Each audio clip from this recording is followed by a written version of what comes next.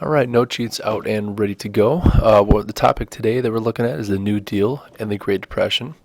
By the end of this lecture, make sure that you can answer the mastery question that we see below. How did the New Deal attempt to address the problems of the Great Depression? So let's start with what's going on in America in 1932 when the election between Herbert Hoover, the incumbent, and Franklin D. Roosevelt will take place. First of all, we got to know that there is a 25% unemployment rate, which is a high at this point in time after seeing roughly 3% employment in the latter half of the 1920s. Bank failures were wiping out savings accounts nationwide as people were running to the banks in what would eventually be called bank runs, appropriately enough, taking out their money, causing the banks to collapse. Hungry people were waiting in long lines outside of soup kitchens. In some areas of New York, they're feeding up to 83,000 individual soup kitchens, that is, up to 83,000 meals per day. And we know that the homeless were living in Hoovervilles. They were sporting Hoover flags, otherwise known as empty pockets, sleeping on Hoover blankets, and each individual place came to be known as a Hoover hotel. So they're taking full advantage of putting the blame on Herbert Hoover for the issues during the Depression. So 1932 election comes around. The first thing that you need to know is that Hoover does not win. Hoover carries 6 states, and FDR wins by 7 million votes. One of the things that he said during his candidacy is this quote that we see below. I pledge to you, I pledge myself to a new deal for the American people. This new deal that he's referring to would eventually be known as the set of programs as the New Deal, which would be FDR's attempt to get the United States out of the Great Depression. So as I was saying, Hoover carried 6 states, many of them within the Northeast, and FDR won by a extremely large margin based upon the electoral vote, the popular vote slightly less. But during this time, Hoover was what we call a lame duck until March 4th, 1933. So while he still was president for a few months after FDR was elected, there was really not much that he was doing or could have done to fix the problems much in the way that FDR would try, which was very different than Hoover's approach. So while this was happening, FDR watched banks collapse and unemployment continue to rise. We'll get to this in a moment, but as I said, FDR pledged for a new deal for the American people in his acceptance speech for the Democratic nominee in 1932, and this is the name that eventually would stick to not only the first New Deal, but there would be a second New Deal, which we're going to talk about tomorrow. A little bit of background on FDR. We see him sitting on the right and his wife Eleanor on the left. Eleanor is actually one of the key writers of the United Nations Declaration of Human Rights that we examined earlier in the week. But a little bit more on FDR. He came from a wealthy family. He was extremely well educated at elite schools. He married Eleanor in 1905. Eleanor was a distant cousin. Teddy Roosevelt, which was Eleanor's uncle, and FDR's 5th cousin, that's Roosevelt that is, actually gave her away at their wedding. In 1921, FDR was diagnosed with polio, which is a disease at the time that had no treatment. Typically, it is symptoms include affecting the nerves in a way that could lead to partial or complete paralysis. FDR would never recover fully and regain the use of his legs. So throughout his presidency, you would often see images of him sitting down because of his ailment. Very few times do we see him in a wheelchair. This is towards the latter portion of his presidency. But oftentimes it would be seated behind a desk when he would give his usual fireside chats, kind of talking to the American people via radio. Seen here at the, I believe this is the Yalta Conference with world leaders on either side talking about the post-World War II world. Again, his famous fireside chats in which he would kind of discuss the purpose of his programs that he was enacting. So let's talk a little bit about the difference between Hoover and FDR. So Hoover, on the right, was a conservative, believed that relief should come from the state and local governments. This is otherwise known as volunteerism. Hoover believed in something called rugged individualism, where people would really focus on helping themselves as opposed to seeking out government assistance for their needs.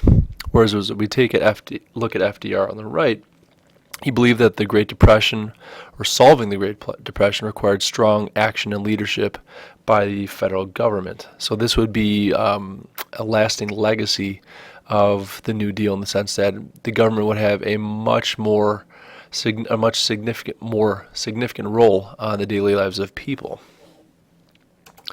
So for FDR, there was 3 ways to fix the Depression, and in his inaugural quote, he said, "There's nothing to fear but fear itself." Well, and it was followed by talking about these 3 R's. Well, the relief, recovery, and reform, being the 3 R's, were the 3 ways in which he felt that the Great Depression would be alleviated, or the effects of the Depression would be alleviated. Relief was more so from the hardships that people were facing. Recovery would refer to the long-term economic recovery, and reform would be things that would be put in place by the United States government to prevent a future depression.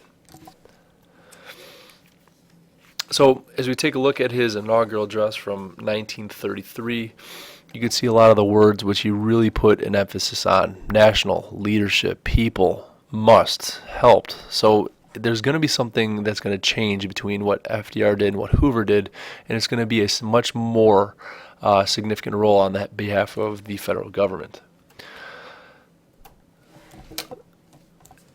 Appropriately enough, FDR's first 100 days in office came to be known as his 100 days. It's also the first New Deal. So from March 9th to June 16th, 1933, we would see 15 bills that were passed in an attempt to fix some of the problems caused by the Great Depression. Some of these were relief, reform efforts. Other ones were simply an opportunity to provide recovery for people as well. One of the very first things that took place was the abandonment of the gold standard. And we talked about the gold standard regarding populism, but this was an executive order by FDR making it easier for money to get into circulation. The Reconstruction Finance Corporation set a new value of gold, but we would see a declining role of backing of currency by gold. He would also issue a bank holiday. On March 6th, 1933, FDR ordered that all banks be closed and that the government would then investigate banks for a couple of days, and only when they were deemed to be sound and that they wouldn't be in danger would they be allowed to reopen. Then came the Federal Deposit Insurance Corporation, otherwise known as the FDIC. Its purpose was to insure bank deposits up to $500,000. Until recently, the FDIC still insured deposits, but it was up to a much greater amount, up to $250,000. The main purpose behind this was to restore confidence in the banking industry.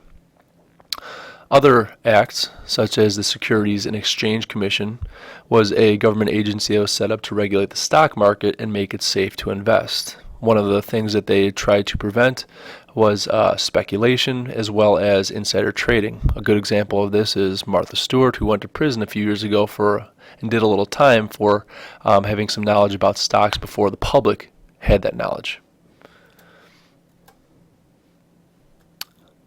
The Agricultural Adjustment Act paid farmers not to grow crops in order to raise farm prices. So we talked about underconsumption, we talked about overproduction. One of the factors here that hurt these farmers, by being paid not to grow the crops, again, it would cause the farm prices to rise.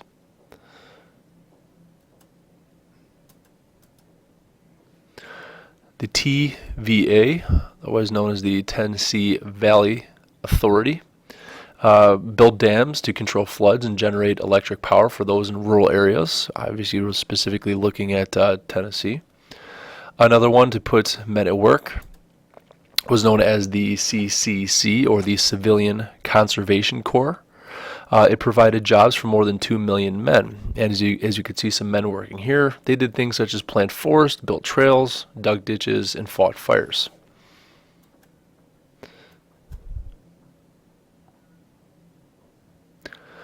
The CWA, otherwise known as the Civil Works Administration, was the same purpose as the CCC, in that it provided jobs for men.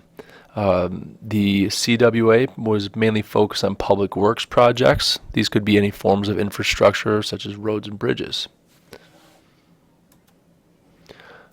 Very similar to the one that we just mentioned is the PWA, which is another public works project.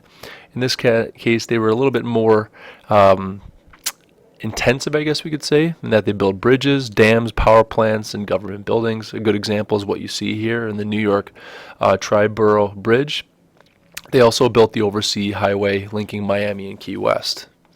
There is one more up here that I did not include. It was known as the Federal Emergency Relief Act, and that it provided federal funds to state and local agencies in case of emergency. In this day and age, it's more commonly known as FEMA.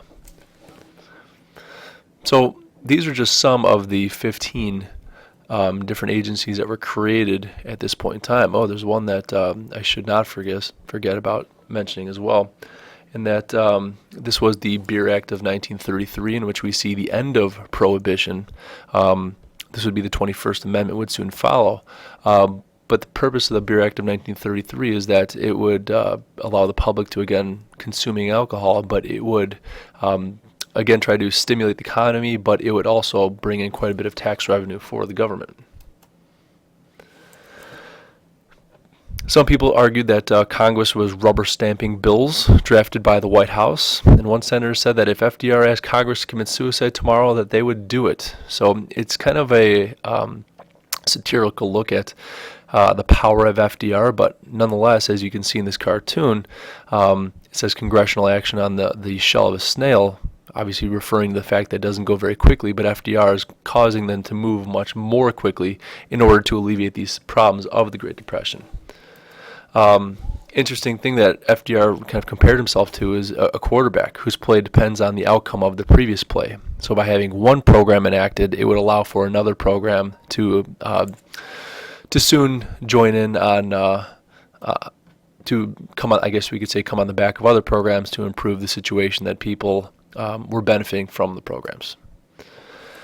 We're not going to start with the second New Deal today. We are going to start it tomorrow, but instead just kind of introduce what it was. FDR's first New Deal focused on relief, recovery, and reform. In 1935, when he launched the second New Deal, it's going to be an opportunity to find solutions to problems caused by the Depression. And we'll get in more detail about that tomorrow. Make sure that you answer the mastery question. Again, what we're asking you to answer is, how did the New Deal attempt to address the problems of the Depression? Don't forget about the 3 R's and some of the programs that were created.